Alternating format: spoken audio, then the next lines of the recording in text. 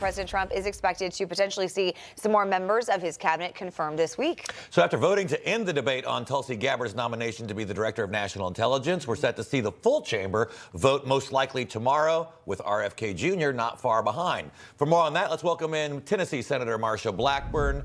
Good morning, Senator.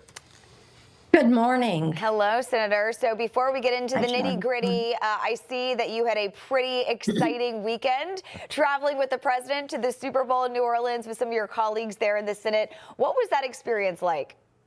Oh, it was so wonderful to be with him and my colleagues, and how wonderful to see how the American people, all the football fans, were welcoming him. They were cheering him. They were thrilled that he was present for the Super Bowl. So, Senator, I want to move to the confirmation process. Both Tulsi Gabbard, RFK got a boost from Republican Senators Lisa Murkowski, Susan Collins. They've made it out of committee. They're now teed up for their final votes later this week. Do you see any issues getting them across the finish line? No, the only obstacle we have is the Democrats are wanting to exercise the full 30-hour clock. And what this means is we are going to stay here all weekend and work to get these nominees confirmed if necessary, but they will be confirmed. And I see on social media, you've been pretty outspoken on your support for newly confirmed Attorney General Pam Bondi. I know she's been a very busy woman. What are you seeing from her in these early days, and what impresses you most about her?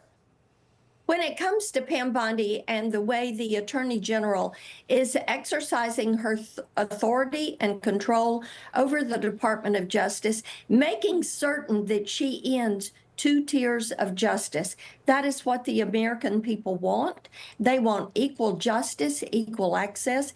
Pam Bondi is delivering that every hour of every day, just as President Donald Trump's cabinet is delivering that for the American people.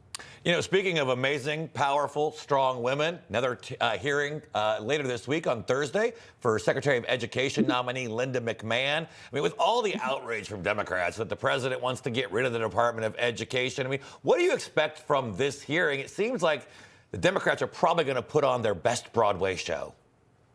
Oh, of course they're going to put on a show. They seem to do that well, but they're out of step with the American people. They have learned nothing. What we do know is that Linda McMahon, as Secretary of Education, is going to make certain that children are considered first.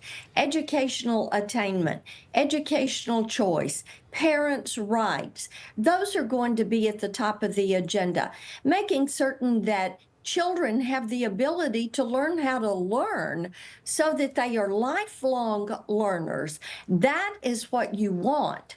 And the fact that children are being over-tested, that there is not enough personal instruction, these are things that will change when you devolve the Department of Education and send the power, the authority, and the money back to the states so that they are in charge of the education of the children in their state, and so that you have more site-based decision-making and control with local school boards and state school boards. Information. Truth is freedom. Is Newsmax. It's real news for real people.